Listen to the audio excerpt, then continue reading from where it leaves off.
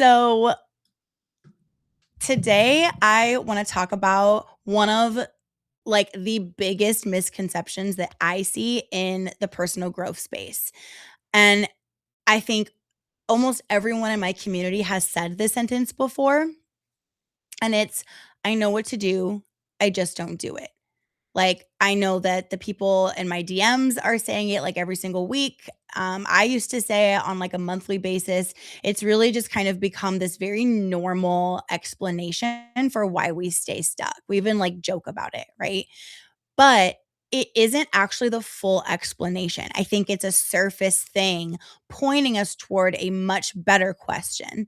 Because if you really stop and think about it, it's honestly kind of weird. Like, you already know a lot. You know so much. You know drinking water is good for you and you should do more of it. You know moving your body is good for you. You know staying up and scrolling till midnight probably isn't helping anything. You know spending less than you make is probably a good idea, right? Like, you know.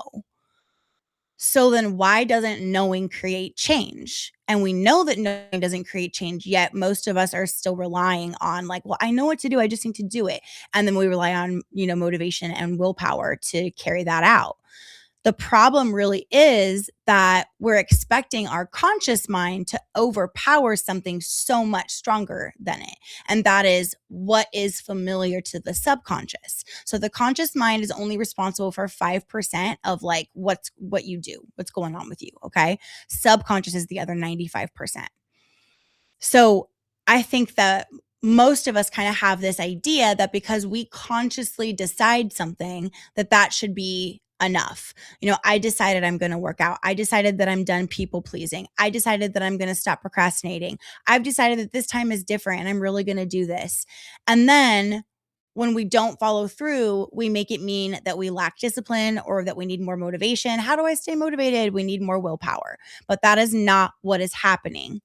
I wrote something down the other day that I legit cannot stop thinking about. I have it with me. Okay. Um, and it's this, okay? Like the way that I think that this will hit a little bit different, okay?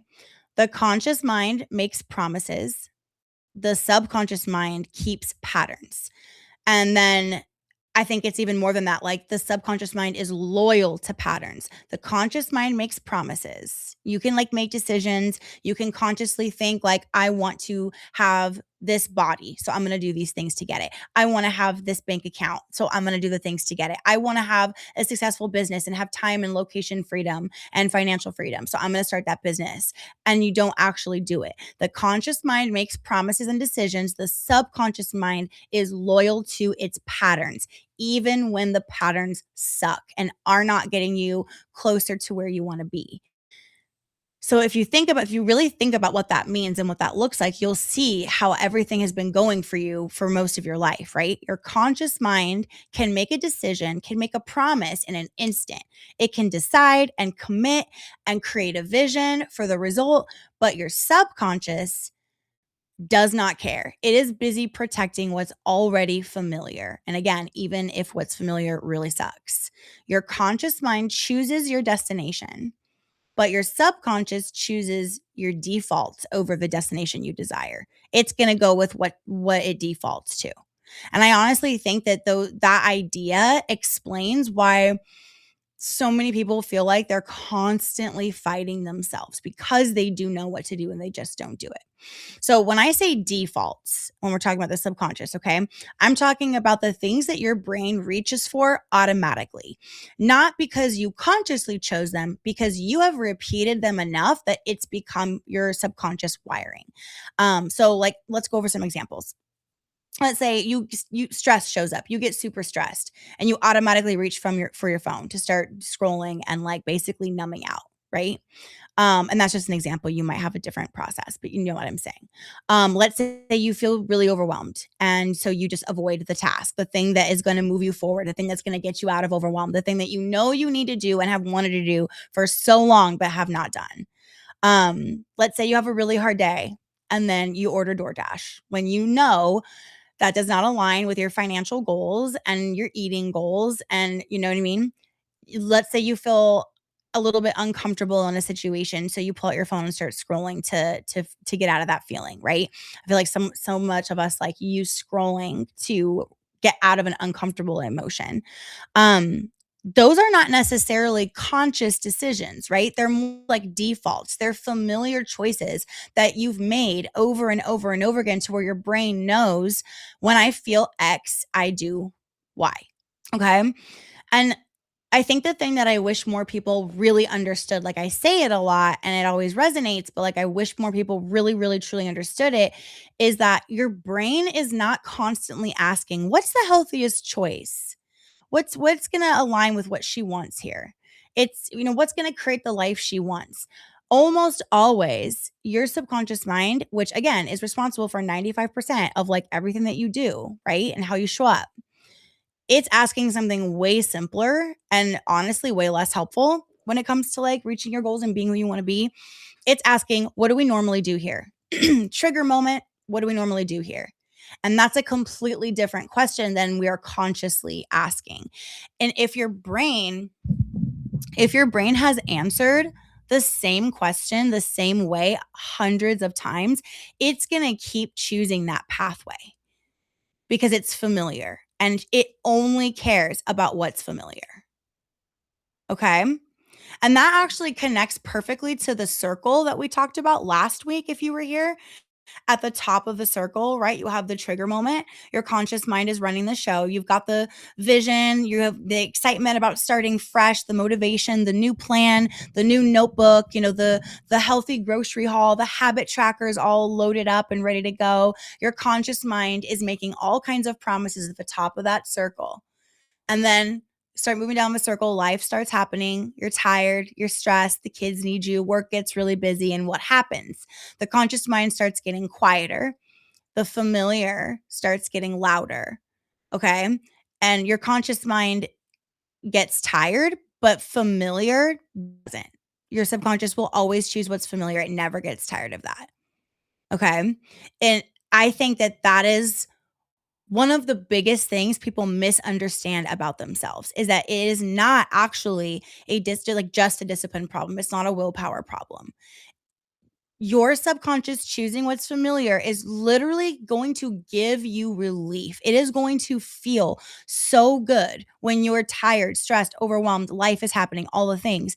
It's going to feel so good. So a lot of the time you reach to go scroll, or the shitty habit brings relief, but so does choosing what's comfortable. So does choosing what your brain believes is safe and familiar. It is going to bring relief. So it's almost like not only is your subconscious following these patterns, but it's almost like kind of gets addicted to choosing that because of the relief. And because so many of us are so overworked and overstressed, we would do anything to feel relief, no matter what it comes from. Right?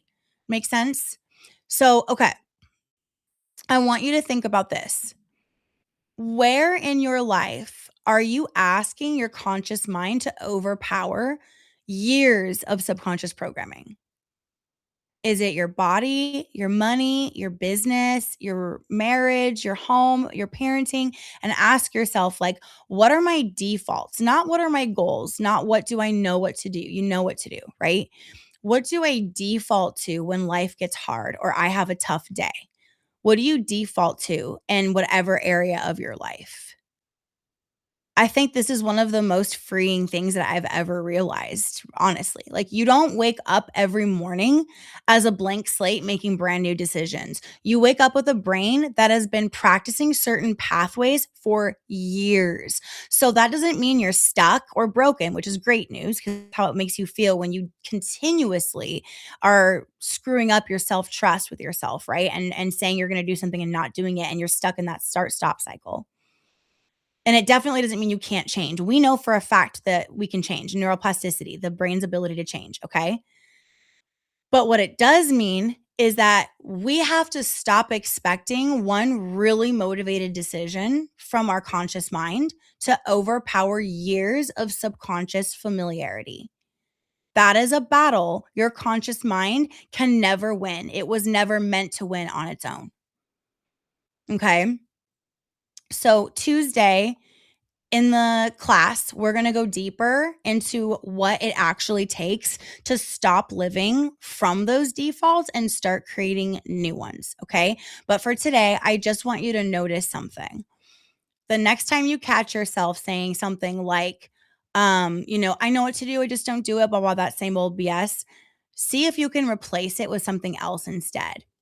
My conscious mind knows where I want to go, but my subconscious is still choosing what's familiar.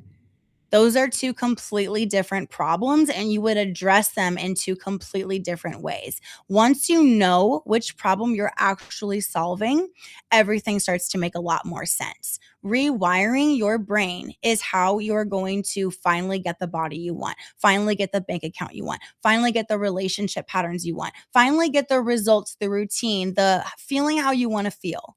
You don't actually really want the thing you want. You want the way it's going to make you feel. We don't want to have to maintain the body that we desire to live in, but we want to live in that body. We want to be walking around in that body. We want the results. Okay.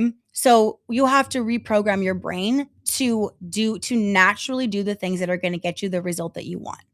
And there are ways you can do that. You don't need to be a freaking neuroscientist. You don't need to understand all of this. You just need to be open to understanding that the root issue has not been being dealt with. The root issue has not been being dealt with. And it is the subconscious programming. You have to stop trusting the conscious mind's thoughts and your desires and the conscious mind's decision making. Okay, like I'm going to do this and trusting that to be enough. And have to understand the subconscious will always overpower it. So then we have to focus on working with the subconscious. It's simple. It's really, really simple. It's not complicated. It's not easy, but it is simple. And I feel like that even can bring relief when you've been like just trying for so many years to get out of the same old bullshit, the same old cycles, and get unstuck in the same areas of your life, you know? So anyway, that's something that I was thinking the other day, something I wrote down that just kind of like I was like, "Oh, that I just feel like it makes it make sense in a different way, in a different light." Anyway, my loves, thank you for hanging out with me. I love you so much. And I will see you, hopefully, I'll see you at the Tuesday class or in the collective. I love you.